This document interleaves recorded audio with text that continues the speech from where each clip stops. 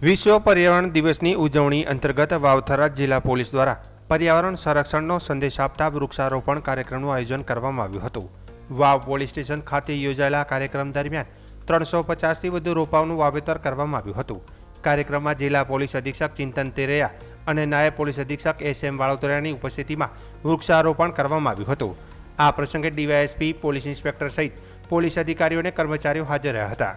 Police અધિકારીઓ, કર્મચારીઓ, GRD જવાનો તેમજ હોમગાર્ડના જવાનોએ ઉત્સાહપૂર્વક વૃક્ષારોપણ કરીને પર્યાવરણ જાળવણી પ્રત્યેની પોતાની પ્રતિબદ્ધતા વ્યક્ત કરી હતી। સાથે જ હરિયાળું અને સ્વચ્છ પર્યાવરણ નિર્માણ માટે વધુમાં વધુ વૃક્ષો વાવવાની અપીલ પણ કરવામાં આવી હતી।